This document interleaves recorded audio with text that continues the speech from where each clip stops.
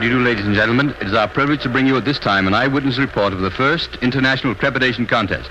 We are speaking to you from the ringside of the great Maple Leaf Auditorium, which is packed to the rafters with spectators, eager and curious. For the benefit of my listeners who are not acquainted with the facts relating to this event, it might be well to describe the two contestants. Lord Windesmear from Wapping Foghole in Devonshire is, of course, the champion of the British Empire. The challenger is Paul Boomer, native son of Australia, who, I understand, worked his way to Canada in the crew of an ocean freighter carrying a load of Melbourne cabbage, upon which, so it is stated, Boomer trains exclusively. I see now there's a bit of a flurry around Lord Windesmear's entrance. And yes, here he comes, Lord Windesmear. I'll see if I can get him to come to the microphone and say a few words. Joe, will you see if you can get his lordship to come over here for a minute? Tell him it's for the radio. Okay, I'll get him for you. Thanks. Well, Lord Windesmear appears to be in good spirits. He's smiling and chatting. Thrown about him is a beautiful silk dressing gown of purple velvet, upon which is worked, I imagine it to be the coat of arms of the House of Windesmear. It's a beautiful thing. Good boy, Joe. In just a minute, ladies and gentlemen, I think we're going to have his lordship himself come to the microphone and say a few words. Right over here, please. Right over here. Yeah, right here. Yes, folks, here he is, right to the microphone, the champion himself, Lord Windesmear. Your Highness, how did you come to take an interest in this unusual art? Well, I suppose you could say it all started over Lady Windesmear's fan. I see. Yes, I noticed she was constantly waving this fan in front of her face, so I asked her why the deuce she did it. So she retorted that if I insisted on constantly crepitating, she had to fan away in pure self-defense, you see. Well, my friends were drawn into the controversy and persuaded me to capitalize on my proficiency and sort of going for it and all that. That's all. Thank you very much, Your Majesty. Thank you, and good luck to you. That was Lord Windesmear, a champion crepitator of the British... Oh, and here's the challenger. Here's Paul Boomer from Australia. Paul, over here, please. Please ask Mr. Boomer to come over here, please. The radio. We want to speak on the radio. Just a moment, ladies and gentlemen. I think we'll have Paul Boomer for you right away. Yes, here he comes. His attendant has just pointed us out. And howdy, Paul. How? He just waves his hand in greeting and starts walking over to the microphone. And here, ladies and gentlemen, is Mr. Paul Boomer. Will you say hello to our audience, Mr. Boomer? Hello, Canada. Now tell me, sir, when did you first realize that you were proficient enough to take a shot at the Empire Championship? Well, ever since I was a little nipper, I liked to fart. I remember I used to make my mother and father laugh their bleeding heads off when I used to let one go in church during the announcement of the ladies' aid. Excuse me, Mr. Boomer, on the radio, we call it crepitating, you see. Now, look here, cobber. What I always says is, a fart's a fart, whether you raise up on one cheek and sneak, or whether you give it a full blast like I do. Very well. As long as the CBC is no objection. I personally find the four-letter word much easier to say and more descriptive than the longer and more academic crepitating. Thank you. And I would like to say... Oh, and there's the bell. Thank you, Mr. Boomer, and good luck. Paul Boomer hurries off to the center of the arena to meet the champion and to receive instructions. Now the house lights are dimming, and the great flood of high-powered electric lights cascade down onto the center of this great arena where stands, in simple eloquence, the farting post. The farting post is about 4 feet high and is decorated with red, white, and blue bunting up to about 9 inches from the top. The bare top section is worn smooth by the grip of many hands in previous contests. And now it appears that Paul Boomer is to be the first at the post. Now, that, I believe, is customary for the challenger to make the first effort. Yes, Paul Boomer takes off his dressing gown and strides to the farting post. He grips it firmly around the top and flexes his knees. The signal to commence has not yet been given, so we may assume that these are just preliminaries.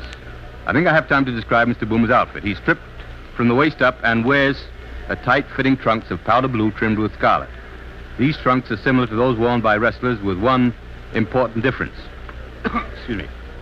There's a hole about 6 inches in diameter removed from the seat. This, of course, has been done for obvious reasons. This symmetrical aperture is called the fenêtre de brise, literally translated meaning the zephyr window. Mr. Boomer's fenêtre de brise has a scarlet trim around its perimeter, giving a very provocative air to this genial Australian backside. And there goes the signal to commence. You might have heard it over my microphone. A blast on the medieval Bronx Spiegel, the traditional woodwind instrument associated with this sport for centuries. And now a hush falls on the vast throng as Boomer walks slowly, deliberately to the farthing post.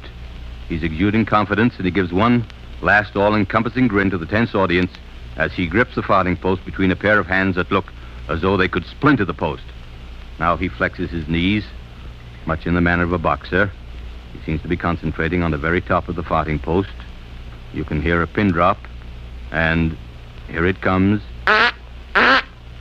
Oh, a beauty, a beauty. I think it was a triple flutter blast. Yes, that's what the judge signals, a triple flutter blast. That gives him 25 points right off the bat. And another of the same, and another 25 points. That followed by two, I beg your pardon, 3 fuzzy farts in rapid succession. It's amazing how this man can change pace and style of offering by a slight, simple shifting of his buttock area. He's still gripping the post in complete concentration. Boomer now has a score of 65. Those last 3 fuzzy farts at 5 points apiece, adding 15 to his previous score. And now here's something coming. A flooper, a perfectly executed flooper. What's that? I'm sorry, ladies and gentlemen. That was a follow-up flooper. The second time in the history of this sport that a follow-up flooper has been achieved in open competition. The only other time, I believe, was during the World Series held in Europe in 1783. During the course of this series, Francois Fouf, the famous French farter, after leaving a follow-up flooper, defeated Sandy McWind, his Scottish opponent, by only 1 bloop and then dropped dead. As you know, since then, in honor of Monsieur Fouf, the bloop had been dropped from open competition. And now the score is 105 for Boomer. Flooper, of course, counts 10 points, but a follow-up flooper, a very difficult maneuver, gives 40 points.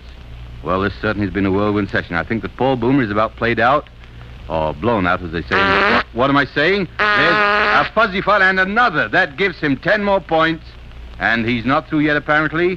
Wait a minute, here comes a threep. Oh, a little threep, worth only 2 points and very dangerous. And another threep. Well, not bad. Well, he's certainly putting up a fighting finish. 4 threeps, a very hazardous fart because of the danger of plotching. But giving him 8, a very valuable point. And there he throws up his hands. He throws up his hands as a signal that he's finished. And the crowd gives him a tremendous ovation. He's sitting down, looking a little pale, a little wan perhaps, but smiling happily at the crowd. This man has a definite charm about him that has endeared him to all except the most rabid Windesmear fans. And his result, wait a minute. Oh, Boomer! 123 points! Did you hear that? Paul Boomer, 123 points, a world's record, beating Lord Windesmear's previous world mark of 119 by 4 points. Paul Boomer at this moment is the world's champion. But for how long, we don't know, because Lord Windesmear might take it right back again. And here's his lordship now walking up to the post, apparently not in the least disconcerted by the brilliant performance of the challenger. He's outfitted a little differently from Paul Boomer.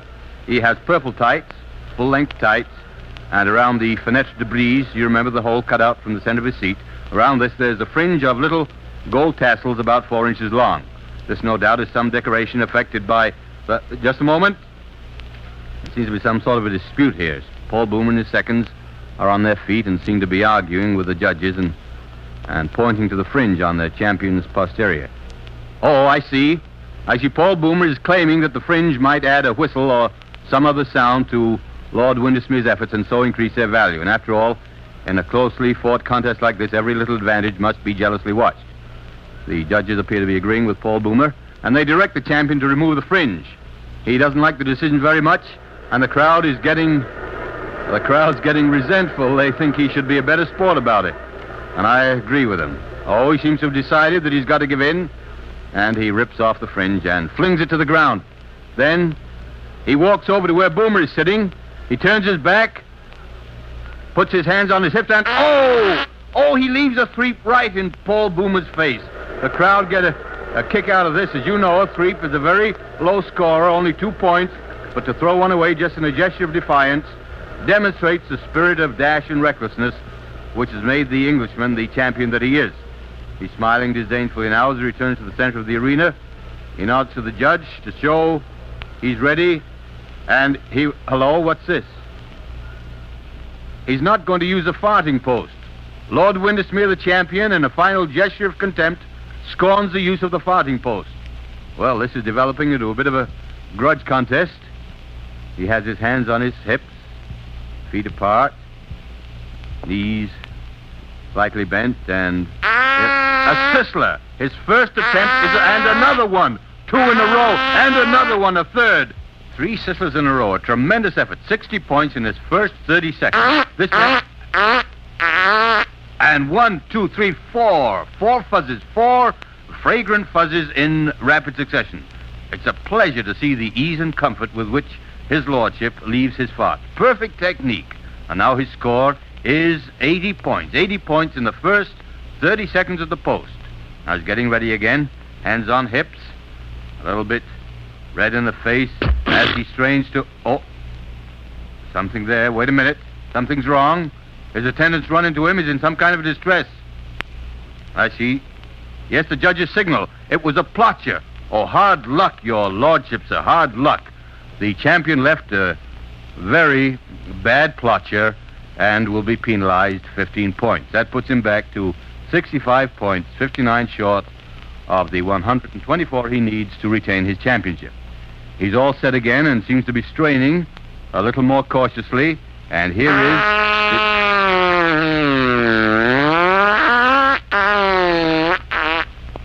a fundus break. Oh, a beautiful bit of wind-breaking virtuosity. A most difficult fart to perform without plotting. This man has wonderful control, and the crowd are really warming up to him. That fundus break counts 30 points, and it takes Lord Windesmear up to 95 points. It's getting very tense now, and here it is. Here is the next one. A trill blow. 10 points, followed by a resounding single flutter blast. I think that is.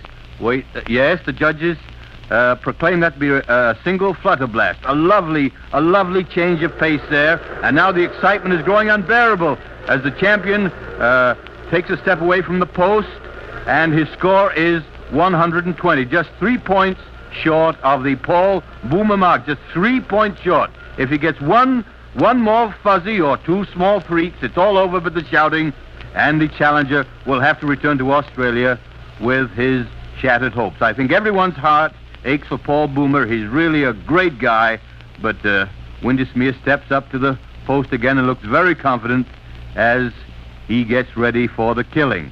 And here it comes. A threep. That's 2 more points. A little small threep was all it was. 2 points.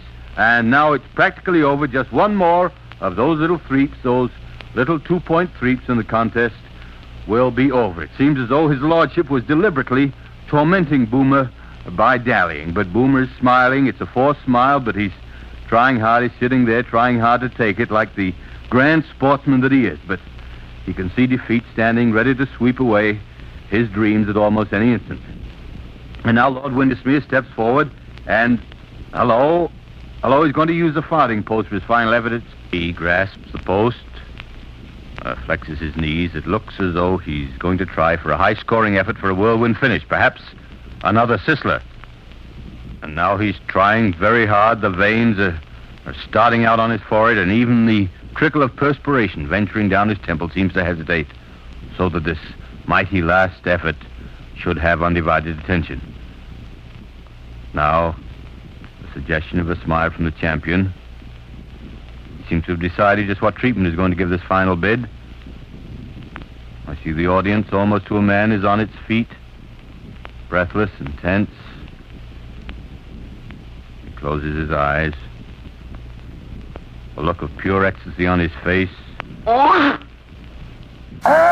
he's sick! The champion is disqualified!